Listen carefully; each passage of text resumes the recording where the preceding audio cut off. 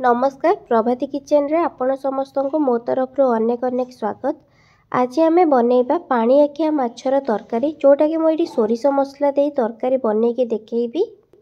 ताहले चलतु स्टार्ट करबा आज रेसिपी। प्रथमे मुझे 500 ग्राम माछ नहीं से गोटे चमच लुण गोटे चमच हलदी एवं ता सहित गोटे फाड़ लेंबूर रस को देकरी मुझे भलसे गोले नहीं। एबे गोटे कड़े गरम करी से सोरिष तेल बड़ 2 चामच देइछि। तेल गरम हो सारिबा परे कड़े रे माछ को देइछि भाजिबा पई। गोटे साइड माछ हो जिबा परे आर साइड मु उल्टे देइछि माछ भाजी होबा पई। एठी मु प्रथमे जो लेंबू रस देइतिली आपण चाहिले लेंबू रस देई पारिबे, चाहिले न देले मध्य चलिबो। लेंबू रस दबा द्वारा माछरे तिबा आमिष बास्ना टिके कमी जाई थाए, सेथि पई मु एठी लेंबू रस देइतिली। आपण जदि दउछंती ताले बहुत भलो, जदि न दउछंती ताले मध्य चलिबो। एठी मो माछ भजा मोर हेई गलानी। सेई कड़ाई रे मु आउ गोटे माछ देइछि। गोटे थर रे मु माछ सब देले भलो से भाजी हबनी, भांगी जीवो माछ, सेथि पई मु 2टी माछ देइतिली। सेटा भलो से भाजी हेई जिबा परे मु आउ गोटे माछ देइछि। एबे देखंतु गोटे साइड माछ हेई जिबा परे मु तार आरो साइड को उल्टेई देइछि माछ भाजी हेई जिबा पई।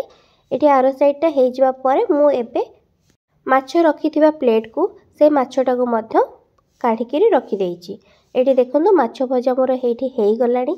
एबे मसला बनेइबी। मु एठी मसला बनेइबा पई मु गोटे मिक्सर रे 3 बड़ चामच सोरिष नेइछि। सेई सोरिष को भलो से मु एठी बाटी नेइछि।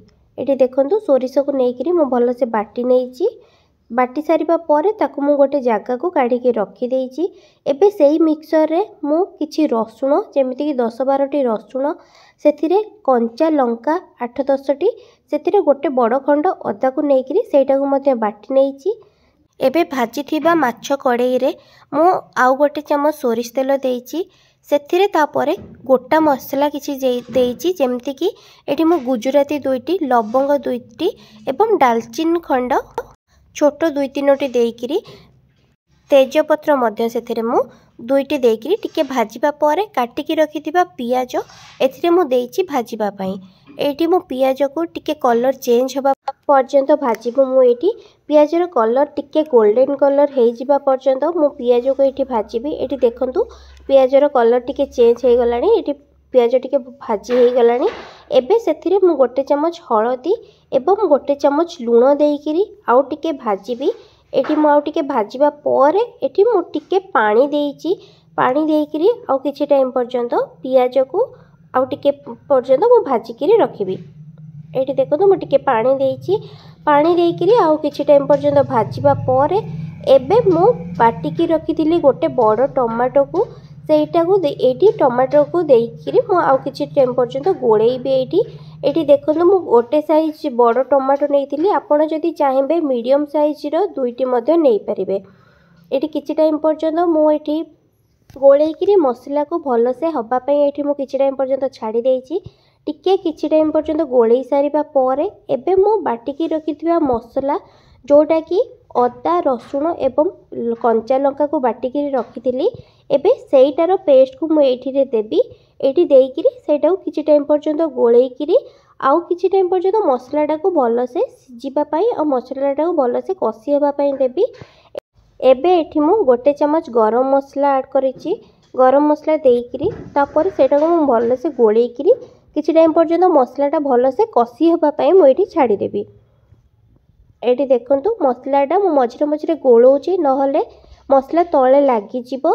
सेति पे मझिरे मझिरे गोळौथिबी आउ किछि टाइम पर्यंत भलो से मसलाटा कसी हेबा पई छाडी देबी। जेहेतु मसला कसीले तरकारी रो टेस्ट भलो आसी थाए, तो सेति पे जेते बेसी टाइम पर्यंत हम मसलाटा को कसीबा तरकारी रो टेस्ट सेते भलो आसी थाए। आपण माने वीडियोटी आरंभ रु शेष पर्यंत देखंतु। जदि वीडियोटी भल लागिबो ताहले लाइक सहित शेयर करि देबे। आउ जदि मो चैनल रे नुआ थिबे ताहले सब्सक्राइब मध्य करि देबे। सब्सक्राइब करिबा सहित पाखरे थिबा छोटो बेल आइकन को मध्य क्लिक कर देबे, जहा द्वारा मु जहा भी वीडियो अपलोड करिबी ताहार नोटिफिकेशन आपण पाखको पहुंची परिबो। आपण माने भी घरे एई प्रोसेस रे बनांतु। आउ केमती लागुची मो सहित कमेंट सेक्शन रे शेयर करिवे। आशा करूची कि वीडियोटी आपनको भल लागिबो।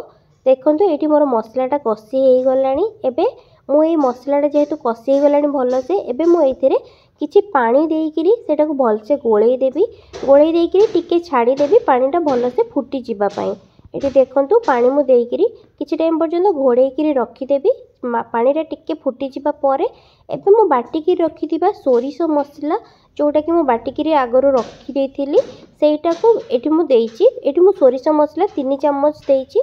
3 चम्मच देइकिरी मु सेटाको भलसे गोळेई देइछि। एठी मु सोरिष मसला तक देई देइछि। सोरिष मसला देइकिरी मु आउ किछि टाइम पर्यंत गोळेइकिरी रखि देइछि जेमति कि सोरिष मसलाटा भी भलसे ता सहित सिझी जीवो। एबे मु किछि टाइम पर्यंत घोड़ेइकिरी रखि देइछि। एबे देखंतु तरकारीटा मोर भलसे फुटी गलानी। एबे भाजिकी रखिथिबा माछो एठी मु सेटाको मु एठी देइछि। देइकिरी किछि टाइम पर्यंत गोळेइकिरी घोड़ेइकिरी तापरे रखि देबी। एबे हमर माछ तरकारी हेई आसिलानी। आशा करूची कि वीडियोटी आपको भल लगी। जदि भल लगी ताले लाइक सहित शेयर करदेवे। आउ जदि मो चैनल रे नुआ थिबे ताले सब्सक्राइब मध्य करदेवे। सब्सक्राइब करबा सहित पाखरे थिबा छोटो बेल आइकन को मध्य क्लिक करदेवे जहा द्वारा मु नेक्स्ट जहाँ भी वीडियो आनिबी ताहार नोटिफिकेशन आपण पाखरे पहुँची पारिबो। एबे देखंतु तरकारी हमर हेई गलानी।